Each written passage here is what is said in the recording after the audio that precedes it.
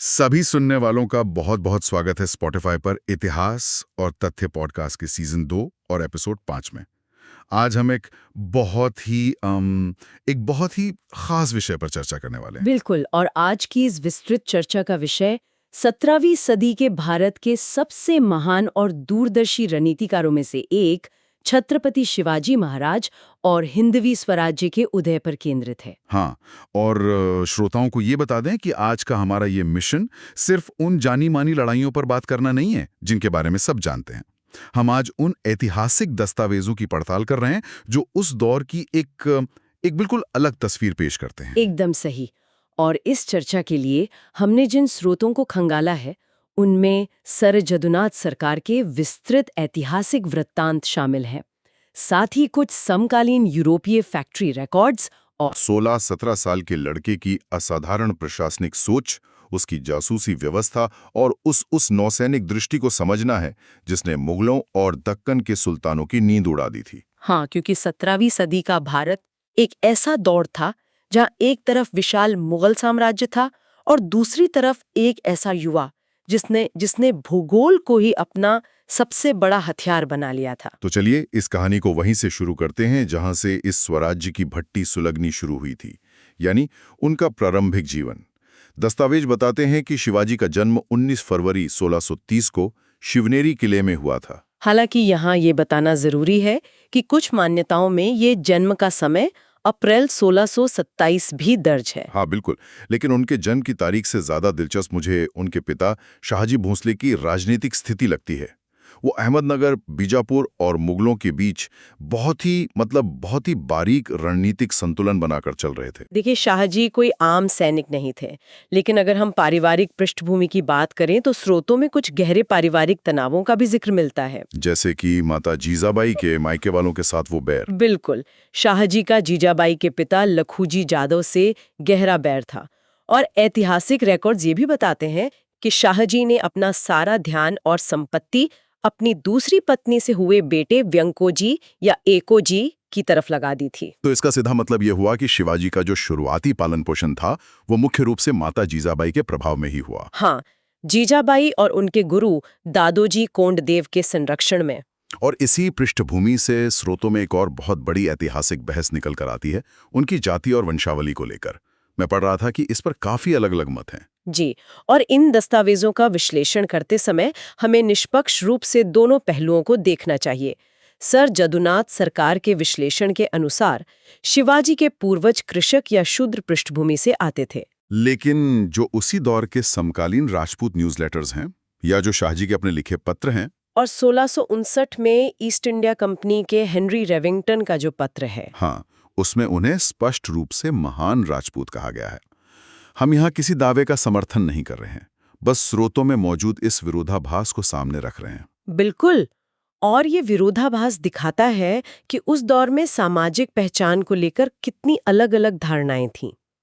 खैर, इन सब से अलग माता जीजाबाई ने उनके भीतर स्वराज्य की जो भावना भरी, उसका नतीजा हमें 1645 में ही देखने को मिल गया, जब उन्होंने तोराना किले पर कब्जा किया था। उस समय तो वो महज 15 साल के थे। सही कहा। तोरणा जीतना कोई महज युवा जोश नहीं था। ये बीजापुर सरकार को एक सीधी और सोची समझी चुनौती थी। उन्होंने दिखा दिया कि वो बड़े साम्राज्यों के अधीन काम नहीं करेंगे। और यहीं से हिंदवी स्वराज्य की नींव पड़ी। चलिए इसे थोड़ा और गहराई से समझते हैं। मुगलों और बीजापुर के पास तो भारी भरकम घुड़सवार सेना और तोपखाने थे। उनके सामने कोई कैसे टिक सकता था? यही तो सबसे दिलचस्प बात है।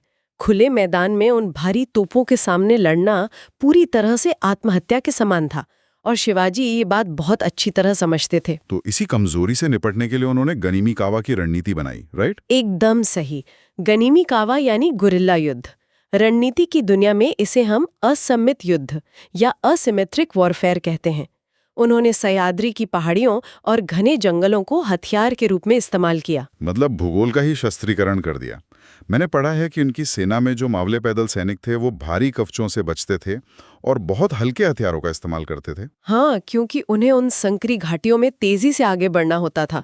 वो अचानक हमला करते, रसद लूटते और इससे पहले कि दुश्मन संभल पाए वो वापस जंगलों में ओझल हो जाते। और इसी वजह से तो मुगल और बीजापुरी कमांडर इतने हताश हो गए थे कि वो उन्हें पहाड़ी चूहा कहने लगे थे। ये कोई मजाक नहीं था, बल्कि उनके गहरे मनोवैज्ञानिक डर को दिखाता है। बिल्कुल। और इस गनीमिया कावा को सफल बनाने के पीछे किलों के नेटवर्क की बहुत बड़ी भूमिका थी। राजगढ़, रायगढ़, सिंहगढ़ जैसे 300 से अधिक पहाड़ी किले सिर्फ पत्थर की दीवारें नहीं थीं। वो एक तरह से बेहतरीन लॉजिस्टिक हब थे ना। जी। उन किलों के अंदर पानी के छिपे हुए भंडार और अनाज के गोदाम होते थे, और जब कोई दुश्मन सेना घेराबंदी करने आती तो मराठे आसपास के पूरे इलाके की फसलें जला देते थे। ताकि दुश्मन सेना भूखों मर जाए। अंदर मराठे सुरक्षित है और बाहर विशाल सेना भूख और प्यास से तड़प रही है। क्या गजब की दूरदर्शिता थी। और इस रणनीतिक दूरदर्शिता का सबसे बड़ा प्रमाण हमें प्रतापगढ़ की युद्ध में मिलता है। 1659 की बात है, जब बीजापुर के सेनापति अफजल खान ने एक बहुत बड़ा धोखा करने की योजना बनाई थी। सुलह के बहाने तंबू में बुलाने वाली घटना, ये तो किसी रोमांचक कहानी जैसा लगता है। अफजल खान का इरादा उन्हें अकेले में मारकर मराठों को कुचलने का था। लेकिन शिवाजी को अपने खुफिया नेटवर्क से इस साजिश की भनक पहले ही लग चुकी थी, इसीलिए वो पूरी तैयारी के साथ गए। उन्होंने अपने कपड़ों के नीचे चेन मेल यानी लोहे का जालीदार कवच पहन रखा था, और बाएं हाथ में वो मशहूर वाघनख और कपड़ों में बिछुआ छुपा रखा था। जैसे ही अफजल खान ने गले मिलने के बहाने वार किया, वो कवच से टकराकर बेअसर हो गया। और आत्मरक्षा में शिवाजी ने वाघनख से ऐसा अचूक वार किया कि अफजल खान वहीं ढेर हो गया। लेकिन ये सिर्फ एक व्यक्ति की मौत नहीं थी, ये पास के जावली के जंगलों में छिपे मराठा सेना के लिए एक बहुत बड़े हमले का इशारा भी था। बिल्कुल। उस एक इशारे पर मराठों ने दिशाहीन बीजापुरी सेना पर ऐसा कहर बरपाया कि उनकी पूरी विशाल फौज तबाह हो गई। और इसके ठीक 4 साल बाद 1663 में शाइस्ता खान पर जो सर्जिकल स्ट्राइक हुई, वो भी रणनीति का एक मास्टर क्लास था। शाइस्ता खान 70,000 मुगल सैनिकों के साथ पुणे में शिवाजी के ही बचपन के घर लाल महल में डेरा जमाए बैठा था। अब कोई और होता तो शायद 70,000 की सेना देखकर हार मान लेता। यहाँ सबसे दिलचस्प बात यह है कि शिवाजी ने सीधे शाइस्ता खान पर वार करने की सोची। रात के अंधेरे में एक शादी की बारात का भेष बनाकर लाल महल में घुसपैठ की गई और सीधे शाइस्ता खान के शयन कक्ष में पहुंच गए। उस हमले में शाइस्ता खान की उंगलियां कट गईं और वो अपनी जान बचाकर वहां से भागा। और उसका मनोवैज्ञानिक असर ये हुआ कि वो इतना डर गया कि 3 दिन के अंदर अपनी पूरी सेना लेकर पुणे छोड़कर भाग खड़ा हुआ। लेकिन एक बात सोचिए, बिना किसी अचूक खुफिया जानकारी के लाल महल के अंदर शयन कक्ष तक पहुंचना तो बिल्कुल असंभव है। एकदम सही सवाल उठाया। और यहीं पर इस पूरी व्यवस्था की रीढ़ यानी बहिर्जी नाइक का जिक्र आता है, जो उनके जासूसी प्रमुख थे। स्रोतों के अनुसार बहिर्जी नाइक एक ऐसी जाति से आते थे जिसे समाज में अछूत या हाशिए पर रखा गया था। हाँ, और ये इस बात का बहुत बड़ा प्रमाण है कि शिवाजी का प्रशासन 17वीं सदी की कठोर जाति व्यवस्था को तोड़कर पूरी तरह से योग्यता पर आधारित था। मतलब कोई भेदभाव नहीं, सिर्फ काबिलियत देखी जाती थी।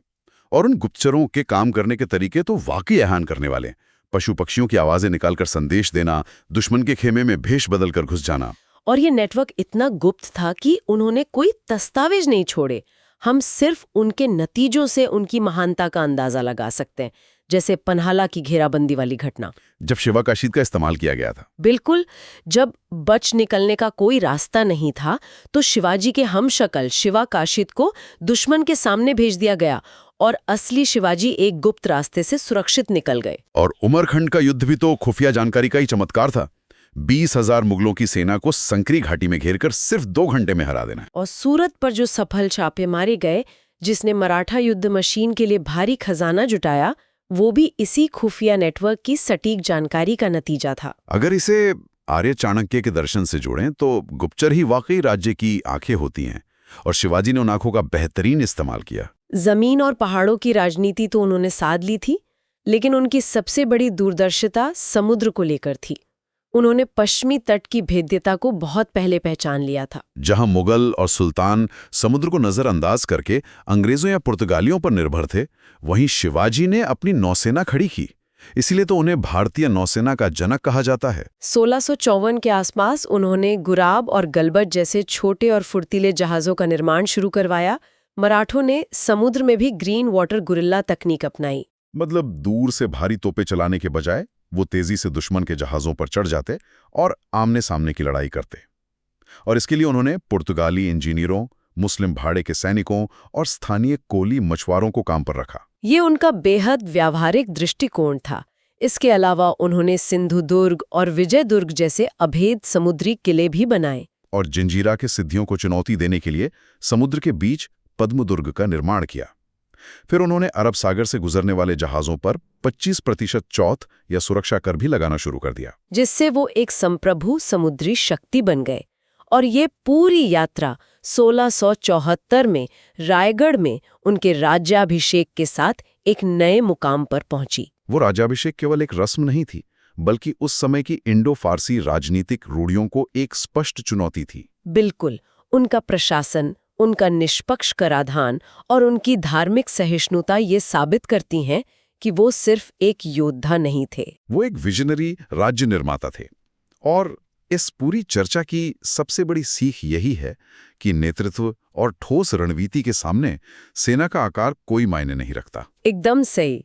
चाहे सेना कितनी भी छोटी क्यों न हो, अगर दूरदर्शिता है तो बड़े से बड़े साम्राज्य को भी घुटनों पर लाया जा सकता है। सच में ये सब बहुत गहराई से सोचने पर मजबूर कर देता है। और जाते जाते सुनने वालों के लिए एक विचारणीय प्रश्न छोड़ना चाहूंगा। यदि 17वीं शताब्दी में एक अकेला शासक नौसेना की आवश्यकता और एक विकेंद्रीकृत खुफिया नेटवर्क का इतनी सटीकता से अनुमान लगा सकता था, जबकि वो कई विशाल साम्राज्यों से एक साथ लड़ रहा था। बिल्कुल, तो जरा सोचिए प्राचीन या मध्यकालीन भारत के ऐसे और कौन से राज्यशिल्प या रणनीतियां रही होंगी जिन्हें आज की ये आधुनिक दुनिया पूरी तरह से भूल चुकी हैं। ये वाकई सोचने वाली बात है। बहुत ही गहरा सवाल है। और इसी सवाल के साथ हम आज की इस चर्चा को यहीं विराम देते हैं। अगर सुनने वालों को इतिहास के पन्नों से निकाले गए ये छिपे हुए तथ्य और कहानियां पसंद आ रही हैं, तो इस यात्रा में हमारे साथ बने रहें। जी, और ऐसी ही शानदार ऐतिहासिक रत्नों को सुनने के लिए हमारे पॉडकास्ट को फॉलो जरूर करें। कृपया स्पॉटिफाई पर हमारे इतिहास और तथ्य पॉडकास्ट को फॉलो करें। सुनते रहिए और सीखते रहिए। बहुत बहुत धन्यवाद।